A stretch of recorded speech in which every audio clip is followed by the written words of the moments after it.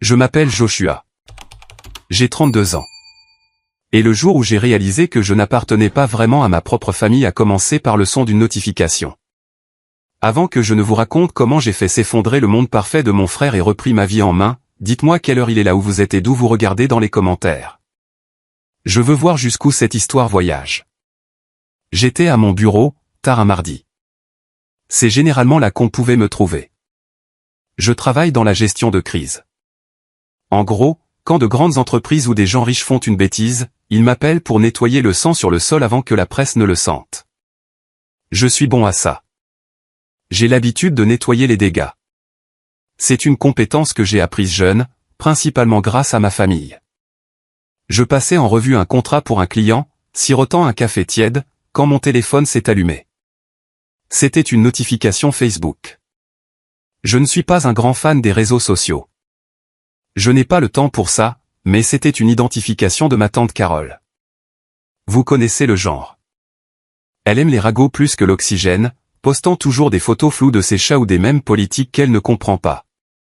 Elle avait écrit « Je n'arrive pas à croire que je suis invité. Ce mariage va être l'événement de la décennie. Tellement fier de notre Caleb. » En dessous, il y avait des photos. Mon estomac s'est noué. J'ai cliqué dessus. C'était des photos d'enveloppes en papier cartonné épais et crémeux. Il y avait un seau de cire rouge avec le blason familial que mon père, Robert, avait inventé il y a 10 ans pour se sentir important. De la calligraphie dorée. Ça criait l'argent. Ça criait la perfection. J'ai zoomé. Tante Carole, fidèle à elle-même, avait fièrement posté l'encart de la liste des invités qu'elle avait trouvé dans l'enveloppe. Elle pensait probablement être utile. J'ai parcouru les noms. J'ai vu mes cousins.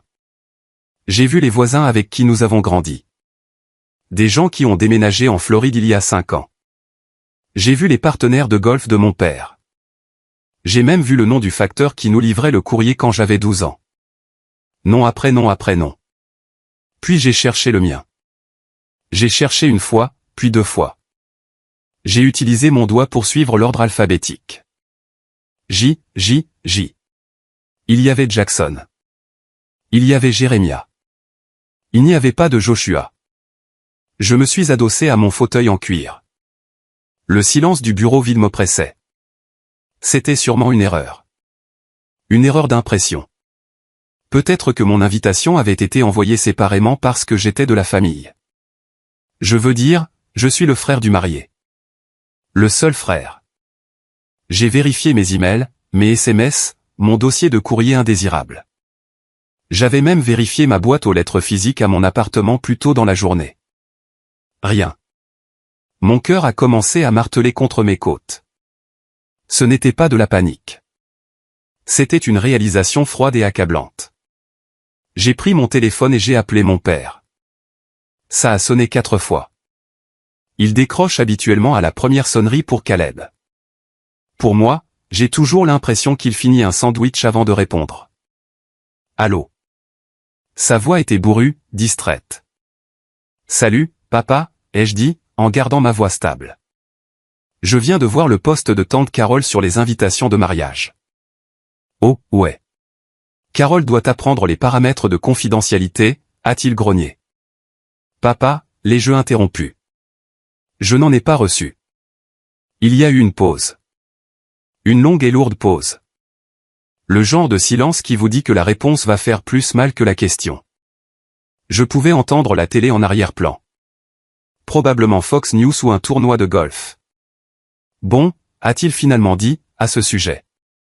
À ce sujet? Ai-je répété. Je suis son frère. Écoute, Joshua, a-t-il soupiré. Le son d'un homme accablé par une nuisance. C'est le jour de Caleb. Il veut que tout soit parfait. Tu sais comment vous deux, vous vous heurtez. On se heurte parce qu'il est irresponsable et que c'est moi qui le tire d'affaire, ai-je dit, ma prise se resserrant sur le téléphone. Tu vois, cette attitude? A lâché mon père. C'est exactement pour ça. Caleb est sous beaucoup de pression. Il fusionne son image avec la famille Sterling. Il n'a pas besoin d'énergie négative. Il n'a pas besoin que tu le surveilles en le jugeant. Le juger? Je suis son frère, papa. Vous avez invité le facteur. Vous avez invité des gens qui ne l'ont pas vu depuis 10 ans. C'est son jour, a-t-il répété comme un script répété. Ne ramène pas tout à toi, Joshua. Envoie juste un cadeau. Sois un soutien à distance. C'est mieux pour tout le monde. Ne ramène pas tout à toi. J'ai laissé échapper un petit rire, sec et creux. Donc, je suis banni du mariage de mon propre frère. Pas banni, a-t-il corrigé, sa voix tombant dans ce ton condescendant qu'il utilise quand il pense que je suis émotif. Juste omis, pour le bien de la paix. Nous aurons un dîner de famille après, quand le stress sera retombé. Maman est d'accord avec ça. Ta mère veut juste que Caleb soit heureux. Il se range enfin. Joshua, il épouse Emily Sterling. Sais-tu ce que cela signifie pour cette famille? Pour notre héritage? Nous ne pouvons nous permettre aucun incident. Incident, comme si c'était moi qui les causais. Compris, ai-je dit. Ma voix était plus plate que je ne l'avais prévu. Je ne voudrais pas gâcher la photo. Bon garçon, a-t-il dit, semblant soulagé que je ne me batte pas. Je savais que tu comprendrais. On se rattrape la semaine prochaine. Il a raccroché. Juste comme ça. J'ai fixé le téléphone. Bon garçon. C'est ce qu'on dit à un chien qui arrête d'aboyer. Je me suis dirigé vers la fenêtre de mon bureau. Du 20e étage, les lumières de la ville ressemblaient à un circuit imprimé. J'avais bâti cette carrière. J'avais bâti cette vie. Je gagnais un bon salaire, vraiment bon. Je conduisais une belle voiture. J'avais un casier judiciaire vierge. J'étais le responsable. Mais pour eux, j'étais juste la friction, le rappel de la réalité qu'ils voulaient désespérément ignorer. Il ne s'agissait pas seulement d'un morceau de carton. Il ne s'agissait pas du dîner de poulet ou du bar ouvert. C'était le message, clair et net. Tu n'es pas l'un des nôtres. Tu es utile quand nous avons un problème, mais tu es invisible quand nous avons une célébration. J'ai senti une brûlure dans ma poitrine, chaude et suffocante. Ce n'était pas de la tristesse. Je pense que j'avais dépassé la tristesse. C'était de la rage. Mais c'était une rage froide. Le genre qui aiguise votre vision au lieu de la brouiller. Je suis retourné à mon bureau, j'ai ouvert mon ordinateur portable et j'ai regardé le calendrier.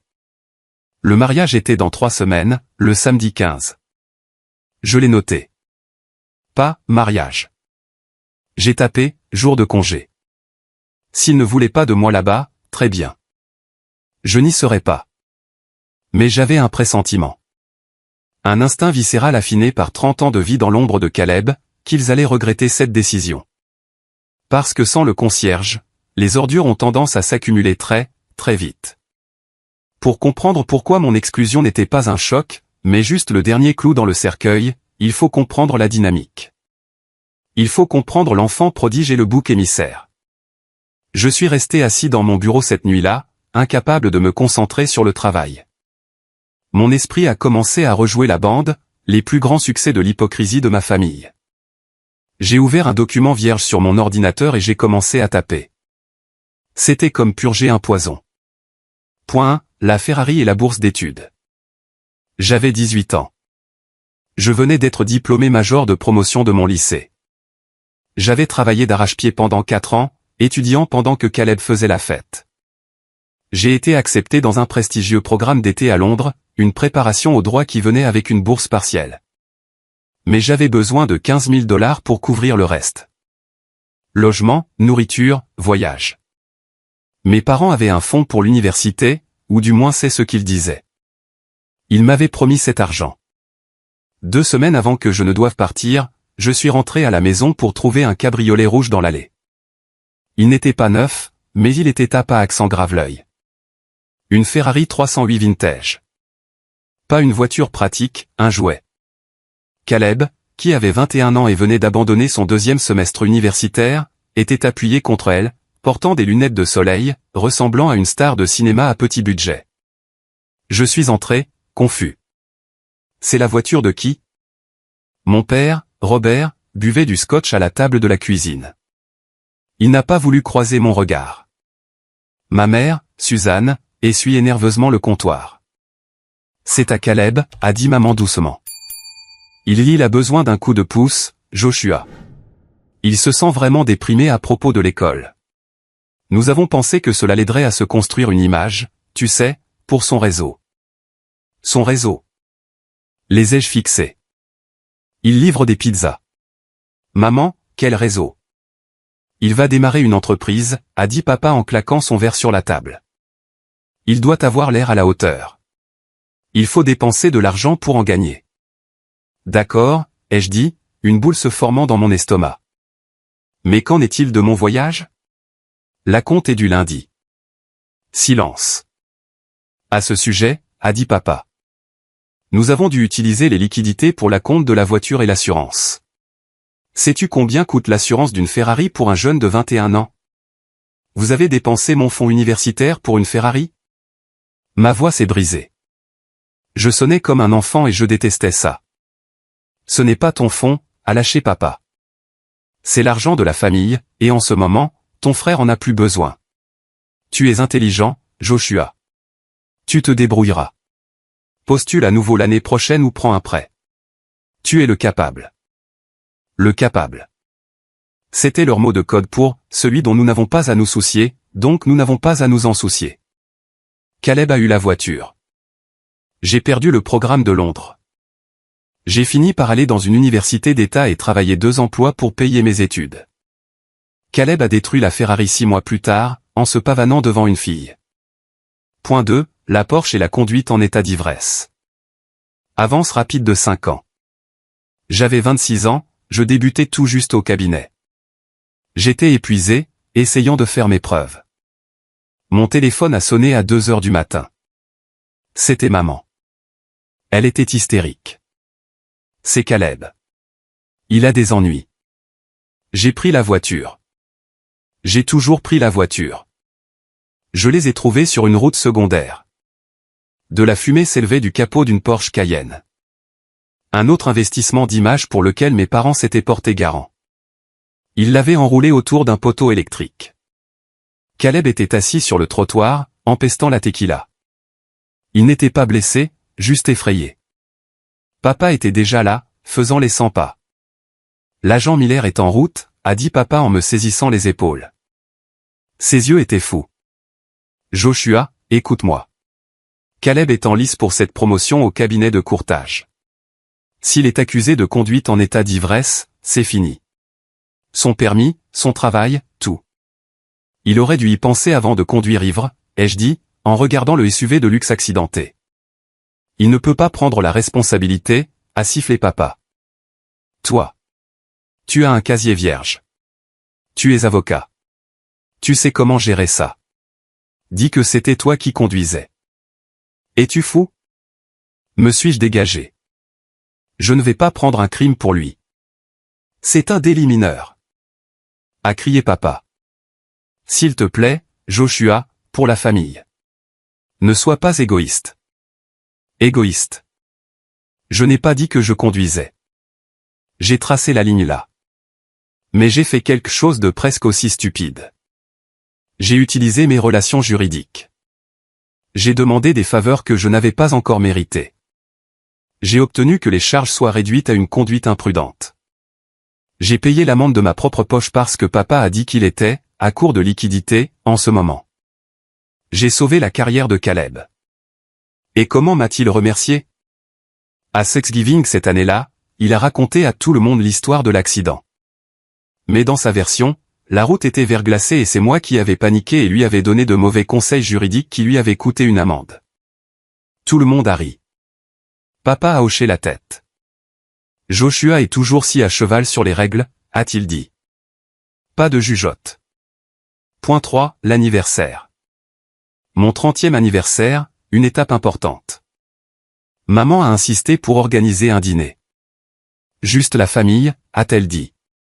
J'ai fait ton gâteau préféré. Je suis arrivé à l'heure. La maison était décorée, mais pas avec des bannières, joyeux anniversaire. Il y avait des ballons qui disaient, félicitations. Qu'est-ce que c'est? Ai-je demandé, tenant une bouteille de vin que j'avais apportée pour moi. Oh. Maman a applaudi. Caleb vient d'obtenir le mandat pour la propriété des Sterling. C'est énorme, Joshua. Nous avons décidé de combiner la célébration. C'est plus efficace. Efficace. Nous nous sommes assis pour dîner. La conversation tournait à 100% autour de Caleb, comment il avait charmé le client, comment il allait devenir riche, comment il sortait avec la fille, Emily. Quand maman a apporté le gâteau, mon préféré, il y avait des bougies dessus. Mais avant de les allumer, elle s'est arrêtée. Oh, attends, a-t-elle dit. Laisse-moi prendre une photo pour l'Instagram de Caleb. Elle s'est penchée et a retiré les bougies qui formaient le chiffre 30. Elle a lissé le glaçage avec son pouce. Voilà, a-t-elle dit, rayonnante en regardant Caleb. Maintenant, ça ressemble à un gâteau de célébration. Souris, chérie. Caleb a souri, tenant une coupe de champagne. Flash. D'accord, maintenant on peut manger, a-t-elle dit, coupant le gâteau sans remettre les bougies. Joyeux anniversaire, Joshua, a-t-elle ajouté après coup, en me faisant glisser une part. J'ai regardé le glaçage mutilé. C'était ma vie dans cette famille. Un accessoire, un remplaçant, quelque chose à lisser pour que l'enfant prodige puisse briller. J'étais assis dans mon bureau, relisant la liste. La colère dans mes tripes n'était plus chaude. Elle était froide. Elle était solide. L'affront de l'invitation de mariage n'était pas un accident. C'était la conclusion logique. Il n'avait plus besoin de moi. Caleb allait se marier dans la famille Sterling, des milliardaires. Il n'avait pas besoin de mon argent de caution. Il n'avait pas besoin de mes conseils juridiques.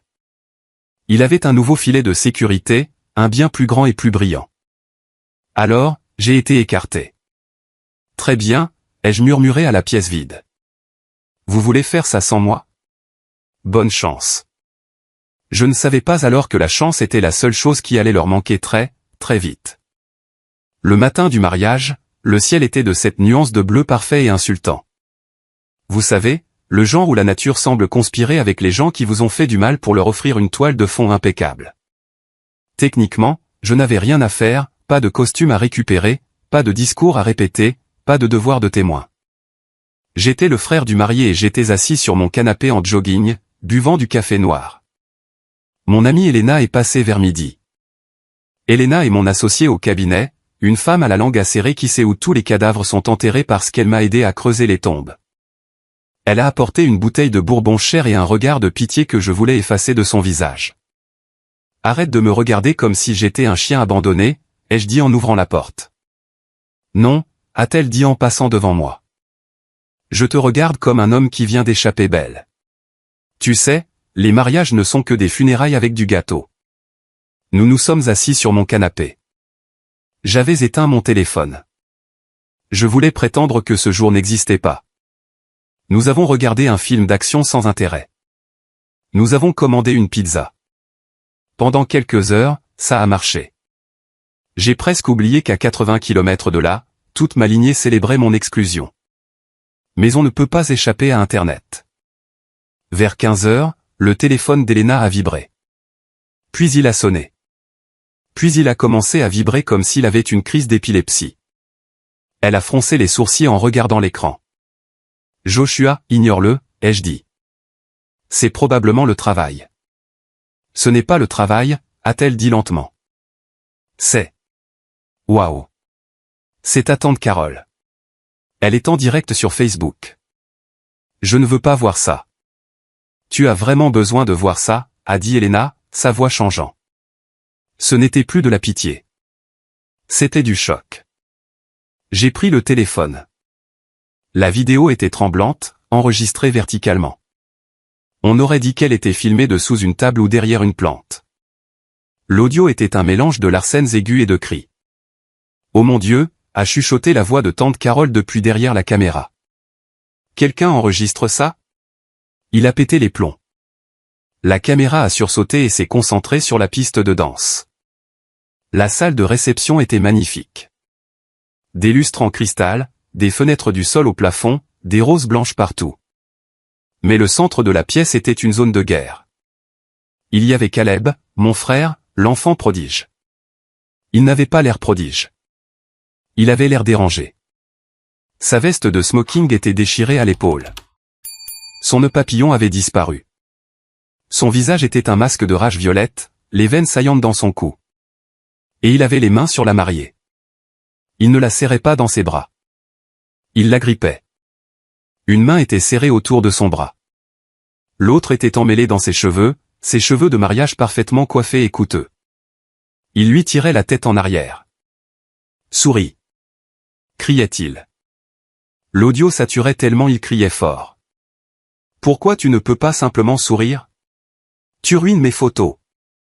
Tu me mets dans l'embarras. » Émilie, la mariée, sanglotait. Elle avait l'air terrifiée. « Lâche-moi. Tu me fais mal. » « Caleb, arrête !» Les invités étaient figés. C'était cet effet du témoin où tout le monde attend que quelqu'un d'autre bouge. Puis j'ai vu mon père, Robert. Il s'est précipité dans le cadre. « Caleb, lâche-la. » Les gens regardent. Caleb a repoussé Émilie si fort qu'elle a trébuché et est tombée sur un serveur qui portait un plateau de flûte de champagne. Crash! Le verre a volé en éclats partout. Caleb s'est retourné vers papa. « La ferme. C'est mon mariage. J'ai payé pour ça. Enfin, je vais payer pour ça. Que tout le monde se taise et m'écoute. » La vidéo s'est coupée. J'ai fixé l'écran noir. Mon cœur battait à tout rompre, mais pas de peur. C'était cette montée d'adrénaline qu'on ressent quand on voit un accident de voiture. « Putain !» a murmuré Elena. Est-ce qu'il vient de l'agresser en direct? Il l'a attrapé par les cheveux, ai-je dit, ma voix froide. Il devient toujours violent quand il perd le contrôle. Quand l'image se fissure. Mon téléphone, que j'avais rallumé, s'est soudainement illuminé. Appel entrant. Maman. Je l'ai laissé sonner une fois, 2 fois. Tu vas répondre? A demandé Elena. Laisse-les mariner, ai-je dit. Ça a arrêté. Puis ça a sonné de nouveau immédiatement, et encore. J'ai finalement décroché à la 5e tentative. Allô? Joshua. La voix de ma mère était un son que je n'avais jamais entendu auparavant. Ce n'était pas la matriarche contrôlante.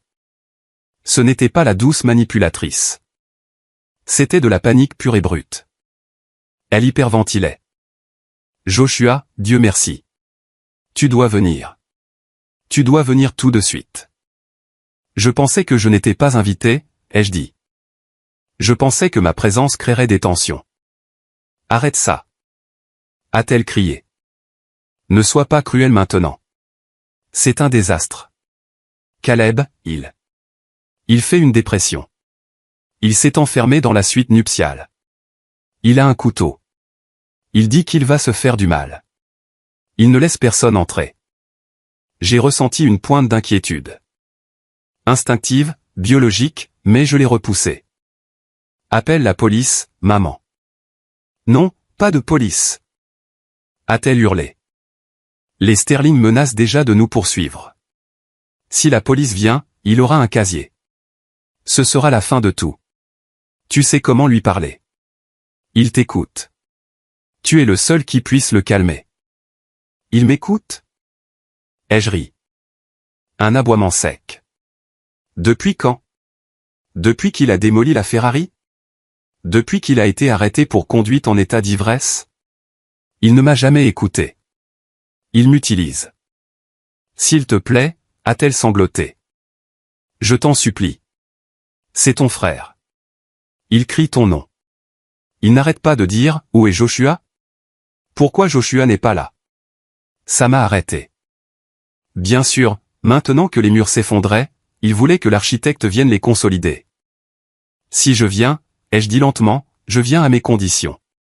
Je ne viens pas pour mentir pour lui. Je ne viens pas pour arranger les choses avec les Sterling. Je viens pour l'empêcher de se tuer ou de tuer quelqu'un d'autre. Et après, j'en ai fini. Oui, peu importe. A pleuré maman. Viens, c'est tout. Nous sommes au Grand Oak Resort. Dépêche-toi. J'ai raccroché. Je me suis levé et j'ai attrapé mes clés de voiture. Tu y vas? A demandé Elena en se levant aussi. Je dois y aller, ai-je dit. Pas pour le sauver, mais parce que si je n'y vais pas, ils passeront le reste de leur vie à me blâmer pour tout ce qui arrivera ensuite. Je dois finir ça personnellement. C'est moi qui conduis, a dit Elena en attrapant son sac. Tu es trop en colère pour conduire. Elle avait raison. J'étais en colère, mais j'étais aussi prêt. Je me sentais comme un soldat qui avait été démobilisé, finalement rappelé sur le front, non pas pour mener la guerre, mais pour signer le traité de reddition pour le camp des perdants. Le trajet jusqu'au Grand Oak Resort a duré 40 minutes. Elena a conduit son Audi avec précision, se faufilant dans la circulation pendant que je regardais par la fenêtre. Mon esprit était en ébullition, cataloguant chaque levier que j'avais.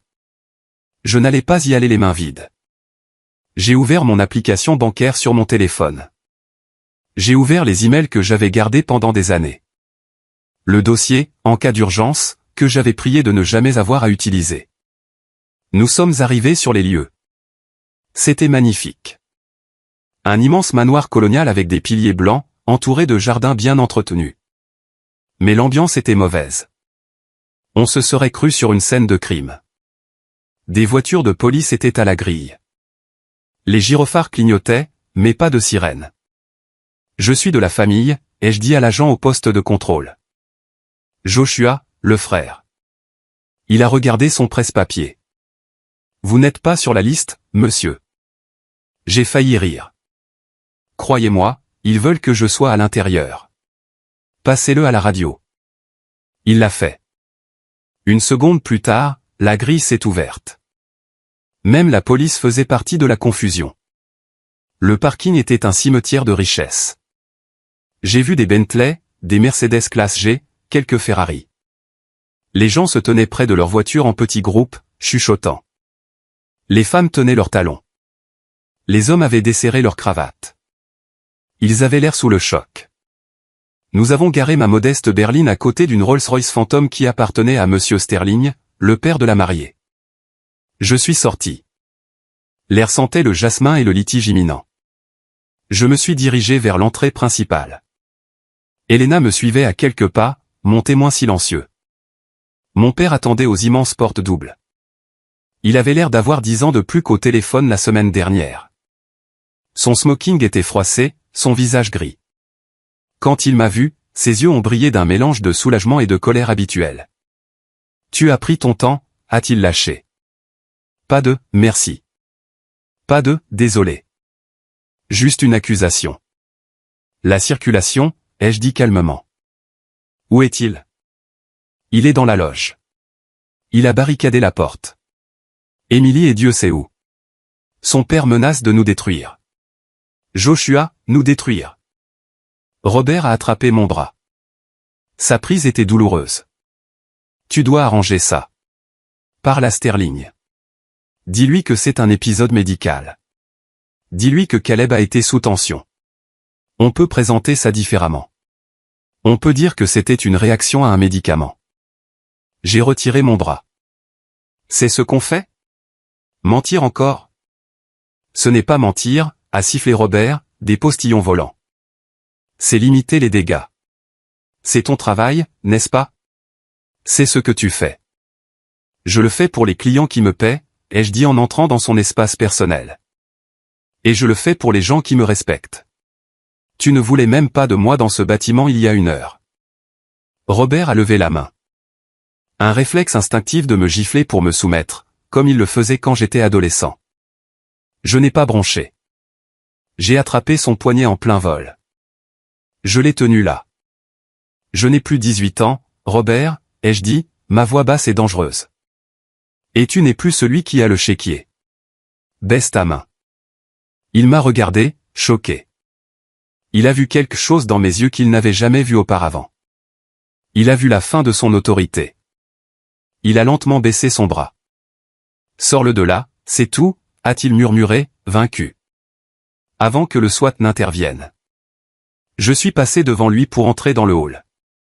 C'était un désastre. Table renversée, vin renversé tachant le tapis blanc comme du sang, fleurs piétinées. J'ai descendu le couloir jusqu'à la loge. Je pouvais entendre des sanglots derrière la lourde porte en chêne. Pas seulement Caleb, des voix étouffées. J'ai frappé. Un coup sec et autoritaire. Allez-vous-en, a crié Caleb de l'intérieur.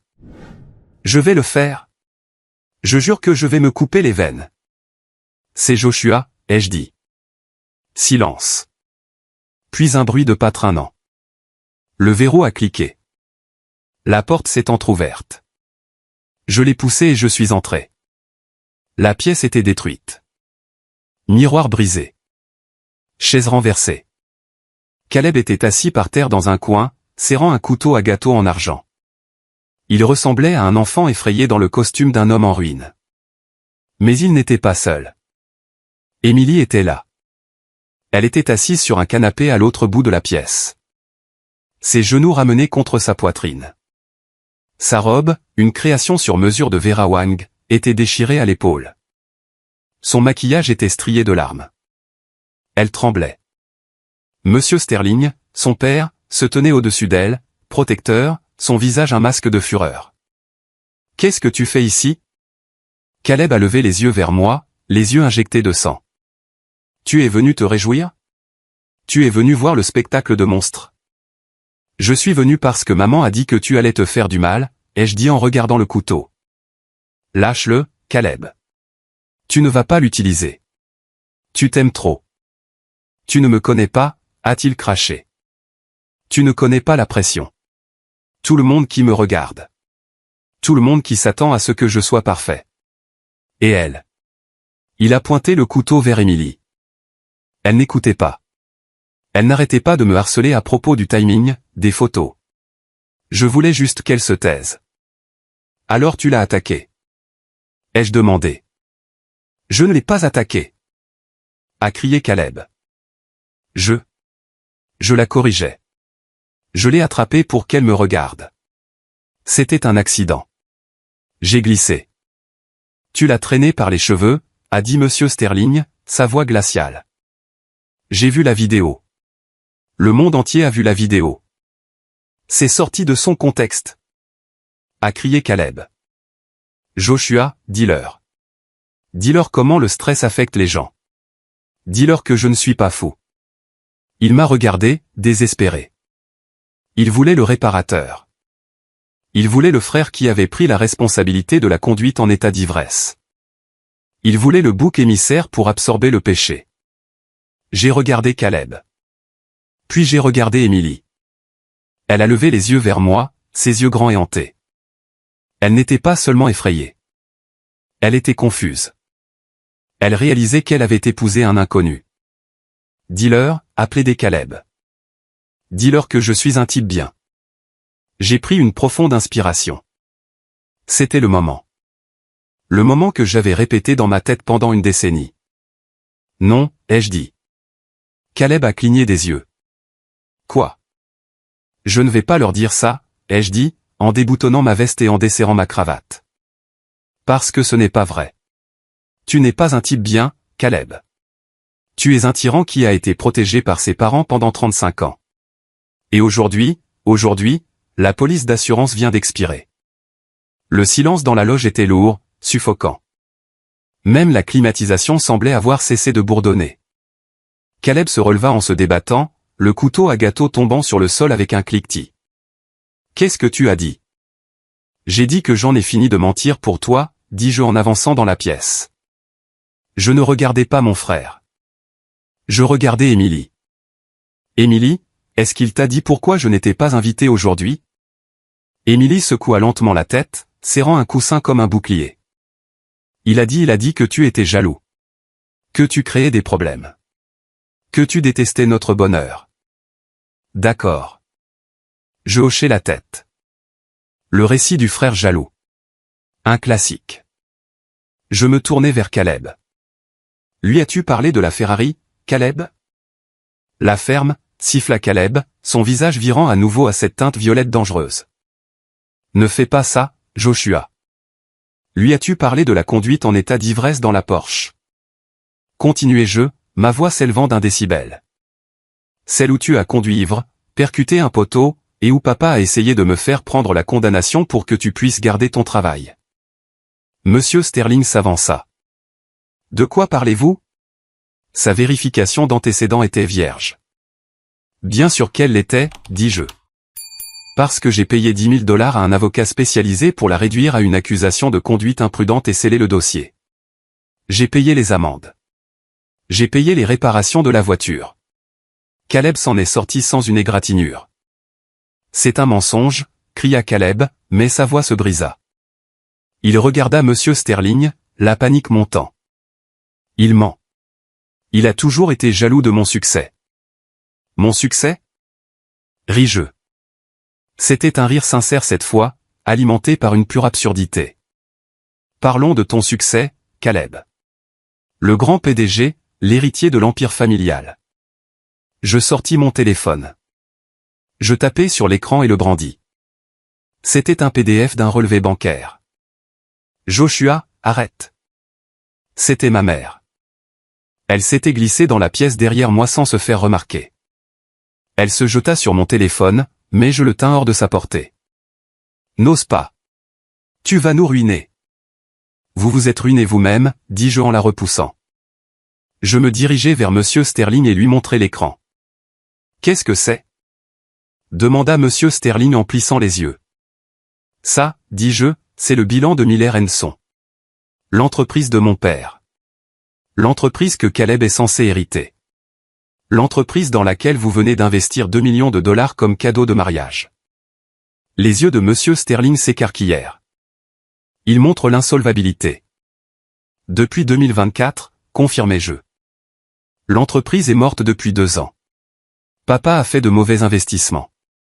Caleb a dépensé le fonds de roulement en images de marque, en voyage à Dubaï, en voiture de location, en vêtements de marque. Mais les dividendes, Monsieur Sterling regarda Caleb, puis mon père, qui se tenait maintenant dans l'embrasure de la porte, pâle comme un fantôme. Caleb m'a montré les rapports de dividendes. Falsifiés, dis-je. Ou plutôt, financés par une autre source. Je me tournai vers Caleb. Tu te crois riche, Caleb? Tu te crois important? Qui penses-tu paie l'hypothèque de la maison de papa et maman? Qui penses-tu a payé la location de cette Lamborghini que tu as conduite ici aujourd'hui? Caleb avait l'air confus. Vraiment confus. Papa paie pour ça. L'entreprise paie pour ça.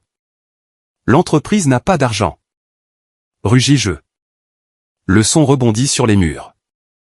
C'est moi qui paie pour ça. Moi, le frère jaloux, le raté. Je transfère 20 000 $ par mois sur le compte de l'entreprise depuis 2 ans pour maintenir les lumières allumées, parce que maman a pleuré en disant que papa aurait une crise cardiaque s'il faisait faillite. Je vis la prise de conscience frapper Caleb comme un coup physique. Ses genoux fléchirent. Il regarda ses parents. C'est vrai? Murmura-t-il. Papa regarda le sol. Maman se couvrit le visage de ses mains, sanglotant. Vous m'avez dit que tout allait bien, balbutia Caleb. Vous m'avez dit que j'avais un fonds en fiducie. Tu avais un frère, dis-je, ma voix tombant dans un murmure. Tu avais un frère qui travaillait 80 heures par semaine pour soutenir ta vie de fantaisie, parce qu'on lui a appris que la famille compte plus que la vérité. Mais tu sais quoi? Tu m'as viré. Tu m'as effacé de la liste des invités. Alors, considère ma démission comme acceptée. Je me tournai vers Émilie. Elle était debout maintenant. Elle ne pleurait plus. Les larmes avaient séché, remplacées par une clarté froide et dure.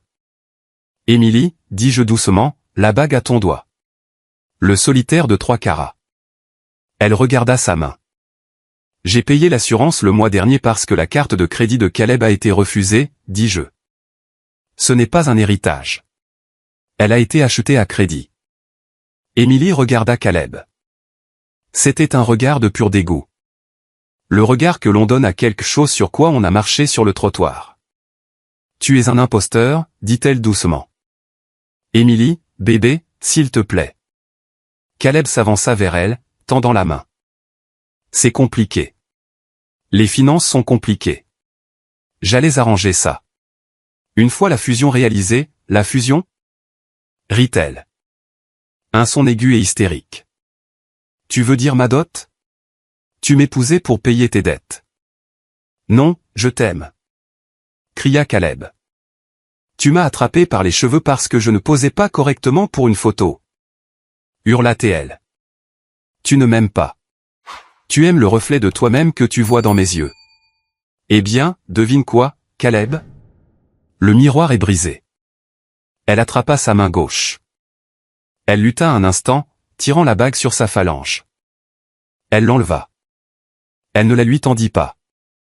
Elle la jeta. Elle le frappa en pleine poitrine et rebondit sur le tapis. C'est fini, dit-elle. Pas à cause d'elle, pas à cause de la vidéo. À cause de toi. Parce que tu es un homme petit, violent et menteur. Elle se tourna vers son père. Papa, sors-moi d'ici. Monsieur Sterling hocha la tête. Il regarda mon père. Mes avocats vous contacteront au sujet de l'agression et de la fraude concernant mon investissement. Si je découvre que vous avez sollicité mon argent en sachant que vous étiez en faillite, il laissa la menace en suspens. C'était plus lourd que n'importe quel cri. Les Sterling se dirigèrent vers la porte. Je m'écartai pour les laisser passer. Monsieur Sterling s'arrêta devant moi. Il me toisa de la tête aux pieds. « Vous êtes Joshua ?»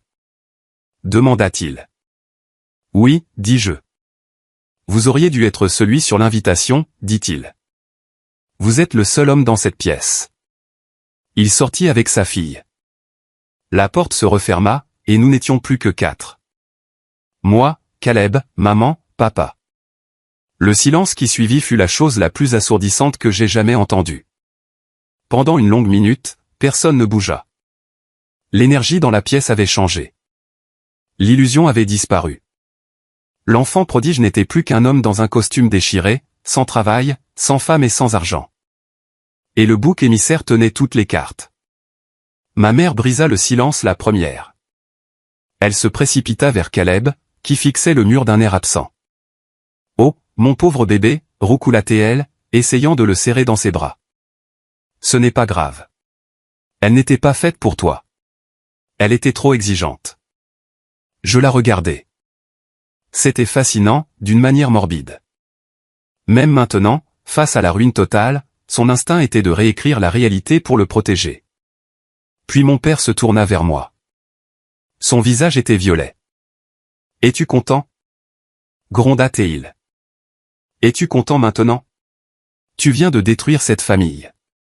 Tu viens d'humilier ton frère devant l'homme le plus puissant de l'État. » Je n'ai rien détruit, dis-je calmement. J'ai juste allumé les lumières. Les cafards étaient déjà là. Ingrat. Papa s'avança vers moi, le doigt pointé. Après tout ce que nous avons fait pour toi. Nous t'avons élevé. Nous t'avons donné un foyer. Vous m'avez donné un toit, corrigez-je.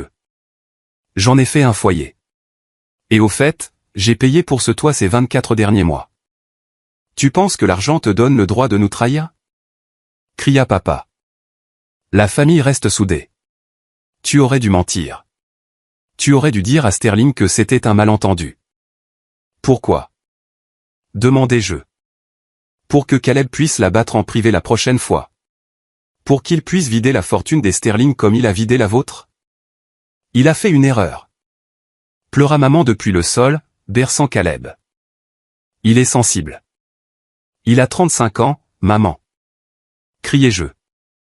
Il n'est pas sensible. Il est gâté. Et c'est vous qui avez fait ça. Vous avez créé ce monstre. Vous l'avez nourri chaque fois qu'il pleurait. Et vous m'avez affamé chaque fois que je réussissais. Eh bien, devinez quoi? J'en ai fini de mourir de faim. Je regardais mon téléphone. J'ouvris de nouveau mon application bancaire. Qu'est-ce que tu fais? Demanda papa, regardant le téléphone nerveusement. J'annule l'ordre permanent, dis-je en tapant sur l'écran. Le virement mensuel à Miller & Son. Annulé. Non. Alta papa. Joshua, tu ne peux pas. L'hypothèque est due le premier. Les locations de voitures, pas mon problème, dis-je. Vendez la maison. Vendez les voitures. Peut-être que Caleb pourra trouver un travail de livreur de pizza à nouveau. J'ai entendu dire que les pourboires sont bons si tu es rapide. Je me tournai pour partir. Si tu franchis cette porte, menaça papa, sa voix tremblante, n'ose pas revenir. Tu es mort pour nous. Je m'arrêtai. Je l'ai regardé. Un tableau brisé. L'enfant prodige réduit à un désordre pleurnichard. La mère une complice jusqu'à la fin. Le père un roi sans royaume. Papa, dis-je doucement. Je suis mort pour vous depuis des années. J'étais juste le fantôme qui payait les factures. Je suis sorti. J'ai descendu le couloir, passant devant le personnel stupéfait qui nettoyait le verre brisé. Je suis sorti dans l'air frais du soir. Elena attendait près de la voiture. Elle avait une cigarette à la main. Elle ne fume que lorsqu'elle est stressée. Alors ? Demanda-t-elle, laissant tomber le mégot et l'écrasant avec son talon. As-tu arrangé les choses ? Non, dis-je en déverrouillant la voiture. Je les ai complètement brisées. Bien, dit-elle. Elle me regarda. Comment te sens-tu ? Je fis une pause, la main sur la poignée de la porte. J'ai sondé mon intérieur. Étais-je triste ? Étais-je coupable ? Je me sentais léger. J'avais l'impression d'avoir porté un sac à dos rempli de pierres pendant 3 décennies. Et quelqu'un venait de couper les bretelles. J'ai faim, dis-je. Allons manger un burger. Nous sommes partis en voiture.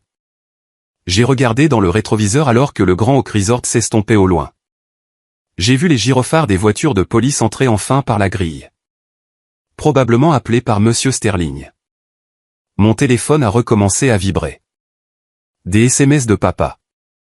Des messages vocaux de maman. Buzz, buzz, buzz. Je l'ai pris. Je suis allé dans les paramètres. J'ai sélectionné, bloqué le contact, pour maman. Puis pour papa. Puis pour Caleb. Le bourdonnement a cessé. Le retour en ville était calme, mais ce n'était pas vide. C'était plein de possibilités. Cette nuit-là, j'ai dormi pendant 10 heures. Un sommeil profond, sans rêve. Le lendemain matin, les retombées ont commencé. Mais cette fois, ce n'était pas moi qui balayais. C'était moi qui lisais les nouvelles. La vidéo virale de l'agression d'un marié mène à des poursuites judiciaires. La famille Sterling retire son investissement de Miller & Son. J'ai lu les gros titres avec mon café du matin. J'ai ressenti un étrange détachement. C'était comme lire l'histoire de personnages dans un livre que j'avais fini d'écrire. Je suis allé au travail. Je me suis assis dans mon bureau. J'ai regardé la vue. J'avais perdu ma famille. J'avais perdu les personnes que j'étais biologiquement programmé pour aimer. Mais en regardant la ville en contrebas, j'ai réalisé quelque chose. Je n'avais rien perdu de réel. J'avais seulement perdu l'illusion qu'il m'aimerait un jour en retour. Et perdre une illusion, ce n'est pas une perte. C'est une libération. Le silence qui a suivi mon départ du Grand Oak Resort n'a pas duré longtemps. Il a été remplacé par le rugissement d'un ouragan juridique et social que j'avais prédit. Mais même moi, j'avais sous-estimé la férocité des vents. La première semaine, je n'ai pas quitté mon appartement, sauf pour aller au bureau. Je n'en avais pas besoin. Le monde m'apportait les nouvelles. C'était partout. La vidéo de Caleb attrapant Emily par les cheveux était devenue virale. Pas seulement virale localement, mais à l'échelle nationale. Elle avait des millions de vues sur TikTok et Twitter. La section des commentaires était un tribunal, et le verdict était unanime. Coupable. Mais la rage d'Internet est de courte durée. Les vrais dégâts se produisaient dans les salles d'audience et les salles de conseil, des endroits où mon frère n'avait aucun pouvoir et mon père n'avait plus de levier. Monsieur Sterling, le père d'Emily, était un homme qui tirait fierté de 2 choses, la sécurité de sa famille et son sens des affaires. Mon frère et mon père avaient insulté les deux. La rétribution fut rapide, calculée et absolue. 3 jours après le mariage, la plainte a été déposée. Ce n'était pas seulement une poursuite civile pour le coût du mariage. C'était une enquête pour fraude. Les avocats de Monsieur Sterling avaient fouillé dans les finances de Miller & Son, les mêmes que j'avais exposées, et avaient découvert que mon père avait sollicité l'investissement de 2 millions de dollars en utilisant des rapports de projection falsifiés. Comme Caleb était le signataire de l'accord, il a été nommé co-conspirateur. Je me souviens d'être assis dans mon bureau en lisant le Wall Street Journal. Il y avait un petit article dans la section des affaires, le promoteur local Miller & Son dépose le bilan, chapitre 7, sur fond d'allégations de fraude. Chapitre 7, liquidation. Ce n'était pas une restructuration. C'était un enterrement pour l'entreprise que mon grand-père avait construite et que mon père avait vidée de sa substance. Elena est entrée, posant une tasse de café sur mon bureau. Elle n'avait plus l'air apitoyé. Elle ressemblait à un général rendant compte des mouvements de l'ennemi. « Ils sont expulsés », dit-elle simplement. Je n'ai pas levé les yeux du journal. « Le bureau, la maison », dit-elle. La banque a rappelé le prêt hypothécaire. Apparemment, votre père a utilisé la maison comme garantie pour un prêt relais à taux d'intérêt élevé il y a 6 mois pour payer la fête de fiançailles de Caleb. Lorsque l'entreprise a déposé le bilan, chapitre 7, le prêt relais a immédiatement fait défaut. J'ai finalement levé les yeux. La maison, le vaste domaine en banlieue où j'avais grandi. La maison où on m'avait dit de rester dans ma chambre pendant que Caleb recevait des amis. La maison où la Ferrari avait trôné dans l'allée pendant que mon offre de bourse prenait la poussière. Quand ? Demandai-je. La vente aux enchères du shérif est dans 30 jours, dit-elle. Mais ils doivent quitter les lieux d'ici vendredi. J'ai ressenti une étrange sensation dans ma poitrine. Ce n'était pas de la joie. Ce n'était pas de la tristesse. C'était le sentiment d'un livre lourd qui se refermait enfin. Ont-ils un endroit où aller ?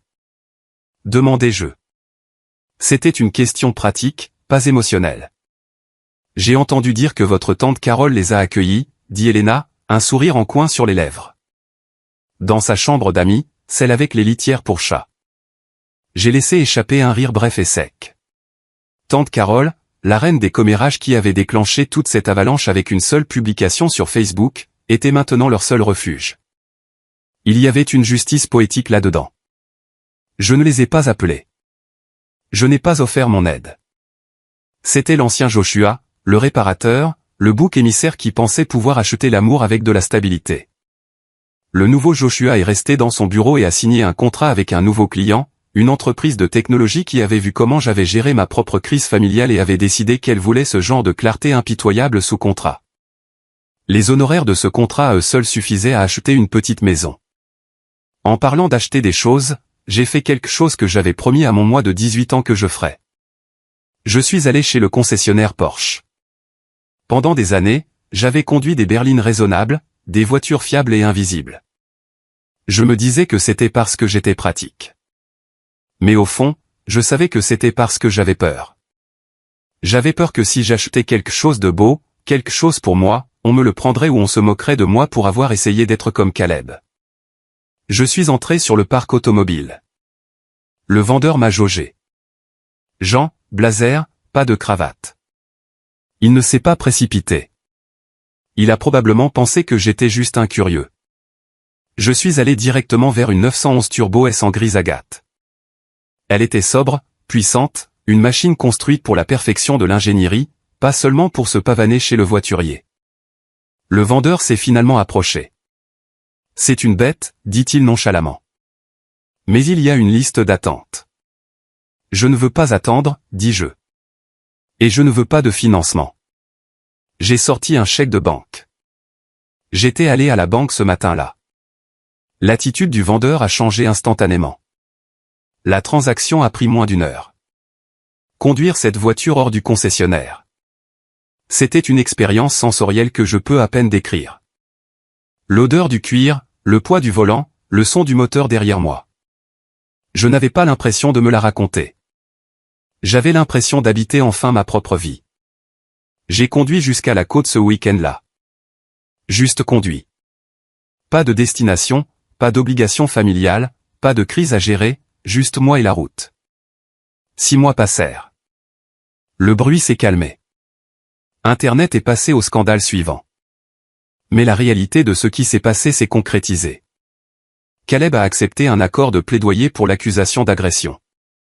Il a évité la prison de justesse grâce à un avocat commis d'office, car j'ai refusé de payer pour un avocat privé. Il a eu 3 ans de probation, une gestion de la colère obligatoire et 500 heures de travaux d'intérêt général. Mais la vraie sentence était sa vie. Il était inemployable dans le secteur financier. Son nom était toxique. L'enfant prodige était maintenant un homme de 36 ans qui livrait de la nourriture pour une application. Au volant d'une vieille Honda Civic parce que la Lamborghini avait été saisie le lendemain du mariage. J'ai rencontré Émilie par hasard. C'était un mardi matin en octobre. Je prenais un expresso dans un café près du palais de justice. J'étais là pour un client quand j'ai entendu une voix familière. Joshua. Je me suis retourné. C'était Emily. Elle avait l'air différente. Au mariage, elle avait été une poupée, maquillage lourd, cheveux laqués en un casque, portant une robe qui semblait inconfortable. Maintenant, elle portait un simple trench coat et un jean. Ses cheveux étaient lâches. Elle avait l'air plus jeune, plus légère. « Emily, dis-je. Je vous ai à peine reconnu. »« C'est le but. » Elle sourit. C'était un sourire sincère, bien qu'il n'atteignît pas tout à fait ses yeux encore. Il y avait encore un traumatisme là. On ne se remet pas d'une humiliation publique en 6 mois. « Comment allez-vous » demandai-je. « Mieux, dit-elle. Je suis en thérapie. Ça aide. » Il s'avère que j'avais un peu un complexe du sauveur. Je pensais que je pouvais le réparer. Je pensais que si je l'aimais assez, la partie colérique de lui disparaîtrait. Nous avons tous les deux fait cette erreur, dis-je doucement. Elle hocha la tête, baissant les yeux sur sa tasse. Mon père voulait le détruire complètement. Vous savez, il voulait s'assurer que Caleb ne travaillerait plus jamais. J'ai dû lui demander d'arrêter. Pas pour Caleb, pour moi. Je voulais juste que ce soit fini. C'est fini, dis-je. Vraiment ? Elle leva les yeux vers moi. J'ai entendu parler de vos parents. Ils vivent dans un appartement d'une chambre dans l'est de la ville maintenant. J'ai entendu ça aussi, dis-je. Je ne leur ai pas rendu visite. Bien, dit-elle avec férocité. Ne le faites pas. J'ai vu les emails que Caleb vous a envoyés. Ceux que vous avez bloqués. Il a essayé de les envoyer par l'intermédiaire de mes amis. Je me raidis. Qu'est-ce qu'il disait ? La même chose que d'habitude, soupira-t-elle. Que vous êtes ingrat. Que vous avez volé son droit d'aînesse. Que vous m'avez monté contre lui. Il n'assume aucune responsabilité, Joshua. 0. Il croit vraiment que vous êtes le méchant de cette histoire parce que vous avez arrêté de payer pour la scène sur laquelle il se produisait. Elle tendit la main et toucha mon bras. Vous m'avez sauvé ce jour-là. Si vous n'étiez pas entré dans cette loge. Si vous n'aviez pas dit la vérité sur l'argent, je serais peut-être resté. J'aurais peut-être cru à ces mensonges sur le stress. Je l'aurais peut-être épousé. Merci. Je l'ai fait pour moi, principalement, admis-je. Ça ne le rend pas moins héroïque, dit-elle. Prenez soin de vous, Joshua. Vous méritez d'être le personnage principal pour une fois. Elle s'éloigna, se fondant dans la foule. Je la regardais partir, ressentant un sentiment de conclusion dont je ne savais pas que j'avais besoin. Je pensais être tiré d'affaire. Je pensais que le silence de ma famille était définitif, mais les narcissiques ne lâchent pas prise si facilement. Une semaine plus tard, une lettre est arrivée à mon bureau. Elle n'avait pas d'adresse de retour, mais j'ai immédiatement reconnu l'écriture. C'était le script de ma mère, bouclé, décoratif, se voulant élégant mais tremblant sur les bords. Ma secrétaire m'a demandé si elle devait la déchiqueter. Non, dis-je. Je dois la lire. Je me suis assis à mon bureau et j'ai ouvert l'enveloppe.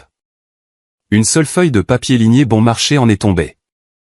Mon très cher Joshua, je t'écris ceci parce que ton père refuse de le faire. C'est un homme brisé, Joshua. Il reste assis dans son fauteuil toute la journée et fixe le mur. Les médecins disent que c'est une dépression, mais nous savons ce que c'est. C'est un cœur brisé. Nous avons perdu la maison. Nous avons perdu les voitures. Nous avons perdu notre statut au club. Tante Carole essaie d'être gentille, mais sa maison est petite et Caleb dort sur le canapé. C'est indigne. Je sais que tu es en colère. Je sais que nous avons fait des erreurs. Nous n'étions pas des parents parfaits. Mais nous avons tout fait pour la famille. Nous avons essayé de protéger Caleb parce qu'il est fragile. Tu as toujours été si fort, Joshua. Tu n'avais pas besoin de nous comme lui. Nous pensions que tu le comprenais. Nous entendons dire que tu vas très bien. Tante Carole dit que tu as acheté une Porsche. Cela me fait mal de penser que tu conduis une voiture aussi chère alors que ton frère prend le bus pour ses travaux d'intérêt général. Cela ne semble pas juste. Cela ne ressemble pas au garçon que j'ai élevé. Nous ne demandons pas grand-chose. Juste assez pour avoir une petite location à nous. Juste assez pour aider Caleb à avoir un costume pour les entretiens. Il ne peut pas trouver de travail en ayant l'air d'un mendiant. S'il te plaît, Joshua, sois le plus grand. Sois le fils que je sais que tu es. Amour, maman. J'ai lu la lettre 2 fois.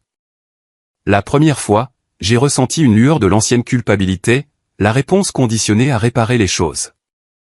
Ce n'est qu'une petite location. Je peux me le permettre. C'est triste que papa fixe le mur.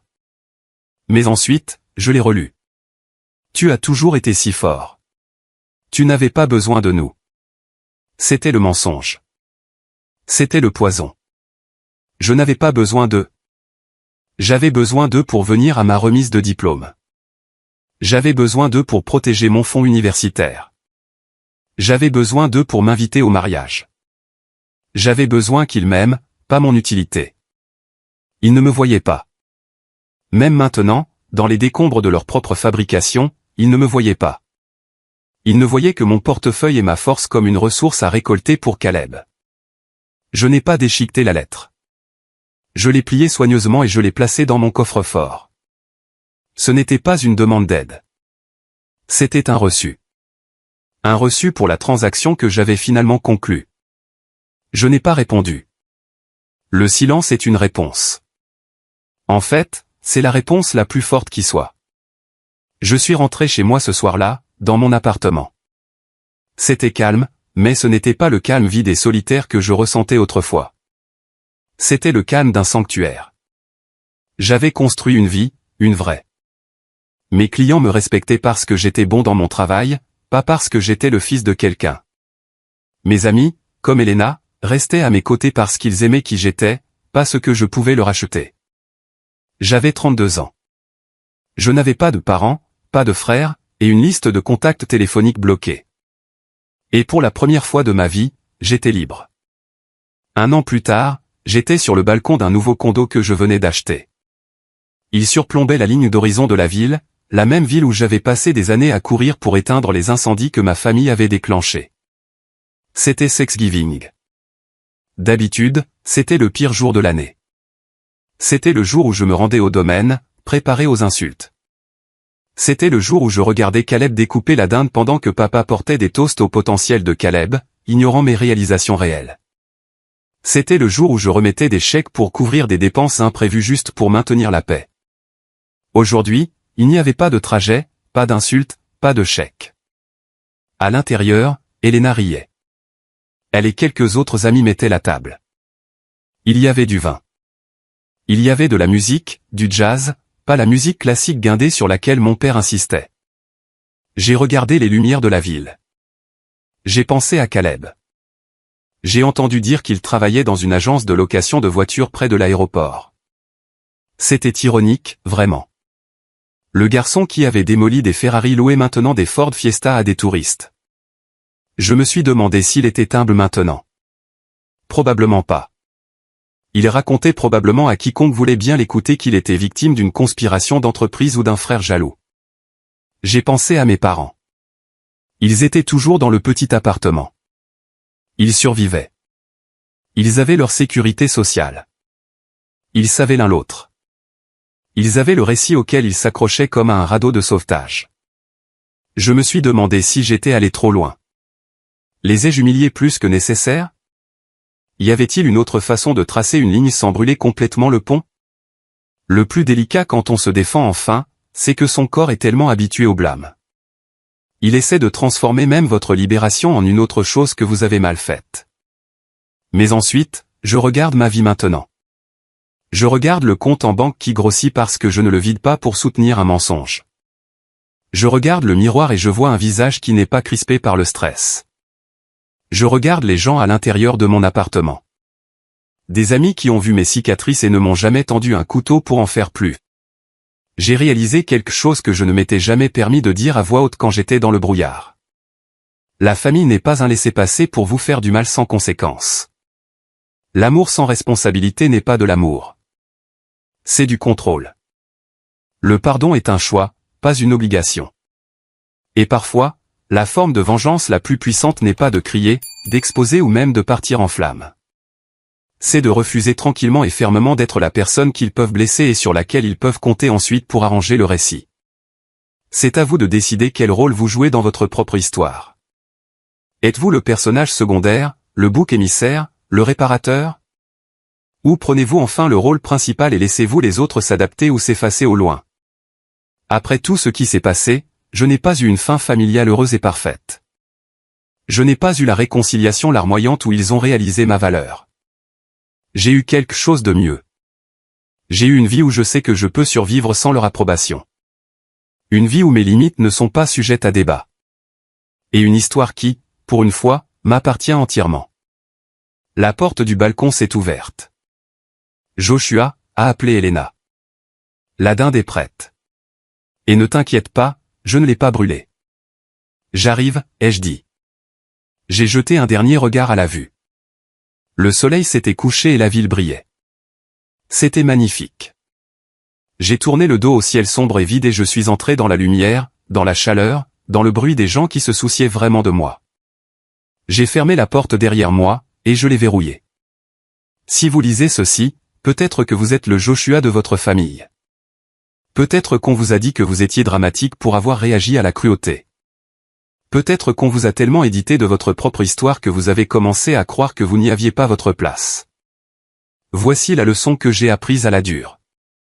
Vous ne pouvez pas sauver des gens qui sont accros à leur propre dysfonctionnement. Vous ne pouvez pas acheter l'amour de gens qui ne vous voient que comme une transaction. Au moment où vous cessez de jouer votre rôle assigné, la pièce s'effondre.